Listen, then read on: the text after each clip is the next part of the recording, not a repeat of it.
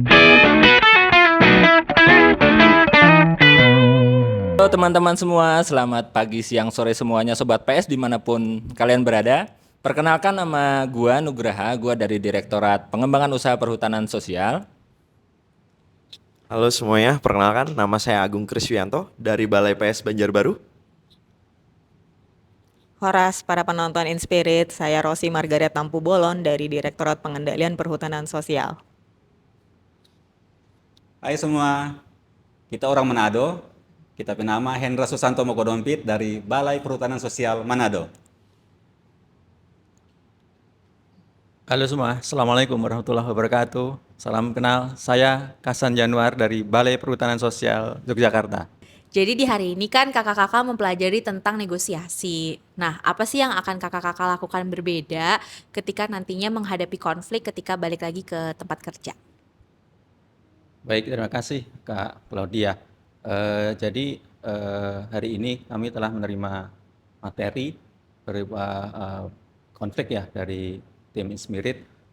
Menurut saya pribadi dengan bercerminkan dari kegiatan atau dari kondisi di lapangan, khususnya di bidang pekerjaan kami di Direktorat Jenderal Perhutanan Sosial, khususnya di Balai Perhutanan Sosial Yogyakarta, bahwasanya penanganan konflik menurut saya pertama adalah ada hal treatment yang sama dan kepada para pihak yang bertikai, kira-kira seperti itu. Karena dari treatment yang sama, yang adil, yang berkeadilan, ya, itu menunjukkan bahwasanya kita selaku regulator kita memberikan perlakuan yang sama kepada para pihak, sehingga langkah selanjutnya seperti yang disampaikan oleh Kakak GG atau pemateri pada hari ini adalah dengan negosiasi, kemudian dengan reverse thinking dan lain-lain itu bisa kita lakukan seperti itu. Kira-kira seperti itu. Terima kasih. Waktu itu pagi-pagi, temen gua yang kebetulan waktu itu juga kebetulan ada angkatan, dia datang, Mas di mana?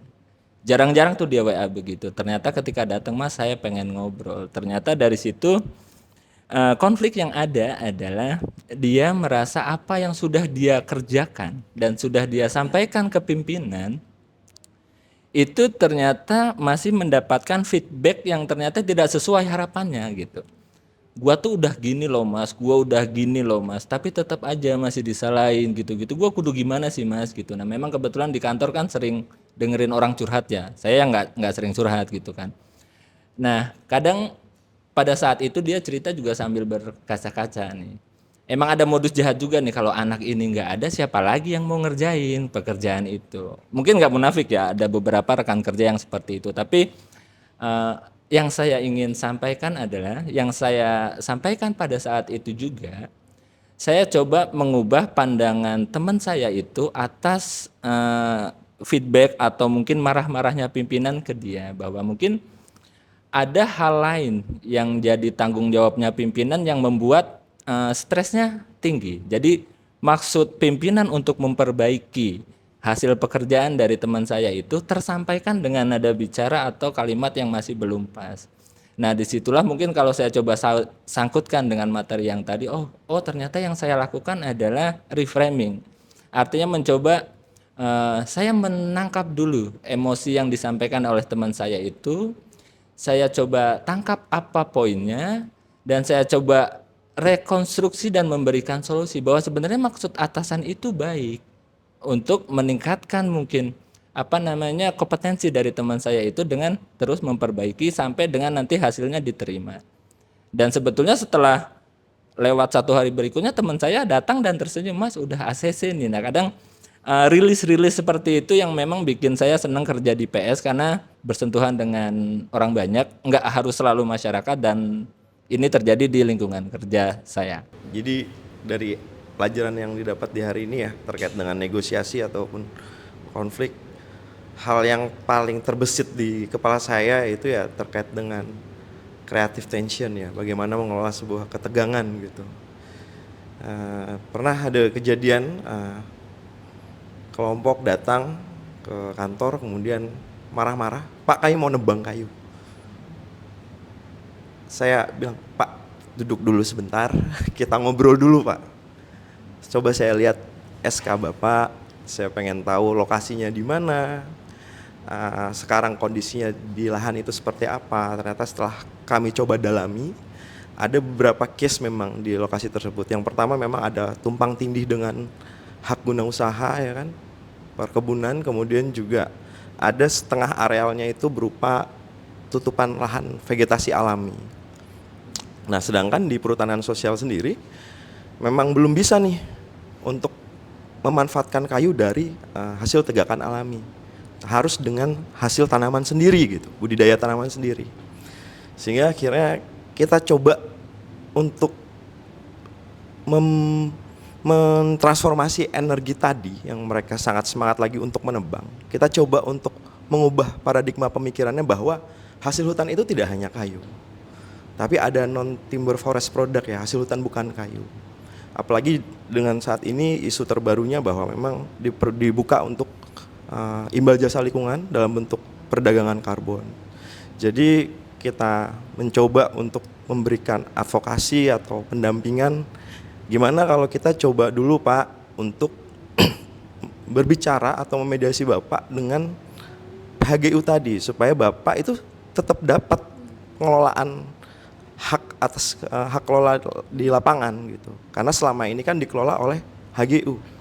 Nah, kemudian untuk areal yang separuhnya tadi yang masih berupa tegakan alami, mari Pak, ini ada hal lain loh selain kayu. Yaitu kita coba dengan imbal jasa lingkungan. Jadi itu salah satu bentuk kita yang mengelola ketegangan. Ternyata energi mereka yang berlimpah tadi itu bisa kita putar juga dan mengubah paradigma mereka memandang konsep melihat hutan itu seperti apa. Mungkin itu. Terima kasih. Kalau bicara tentang konflik, sebenarnya tadi saya sempat diskusi dengan Hendra dan Hendra mengingatkan perhutanan sosial itu Mbak Rosi sebenarnya diciptakan salah satunya adalah sebagai bentuk dari solusi konflik kehutanan. Solusi dari konflik dari masyarakat yang merasa bahwa akses mereka kepada kesejahteraan dari hutan itu dibatasi. Akhirnya dibuka pemerintah dengan skema perhutanan sosial. Hari ini yang saya pelajari adalah dalam mengatasi konflik, dalam bernegosiasi, salah satu hal yang harus dilakukan itu reverse thinking. Itu sesuatu yang belum pernah saya lakukan sebelumnya pada saat saya memasuki negosiasi untuk menyelesaikan konflik. Di situ saya belajar bahwa untuk bisa menerapkan satu strategi yang bisa berhasil, saya harus bisa menempatkan diri saya di posisi orang yang berusaha untuk menggagalkan suatu negosiasi, supaya saya bisa antisipasi dari awal faktor-faktor apa yang akan jadi pemicu kegagalan. Jadi saya bisa antisipasi dari awal dan saya bisa terapkan strategi negosiasi yang lebih baik. Jadi mungkin di kedepannya reverse thinking itu akan saya terapkan dalam negosiasi. Secara pribadi dalam proses negosiasi entah sadar ataupun tidak sadar selama ini saya itu cenderung lebih ego gitu, lebih merasa paling tahu, sehingga sering mendominasi. Ternyata dari hal yang saya pelajari hari ini ternyata itu kurang tepat ternyata. Untuk salah satu hal untuk mencapai kesepakatan bersama itu dalam proses negosiasi ternyata hal baru yang saya pelajari hari ini, kita harus memberikan ruang nyaman bagi teman negosiasi kita agar mereka bisa memiliki lebih banyak waktu, lebih banyak kesempatan untuk berbicara, sehingga itu adalah salah satu hal untuk mempermudah dalam mencapai kesepakatan. Itulah hal baru yang saya dapat hari ini. Terima kasih kakak. Potong pokoknya mah. Thank you, bye bye. Sialan ya, gua bagian terakhirnya ini.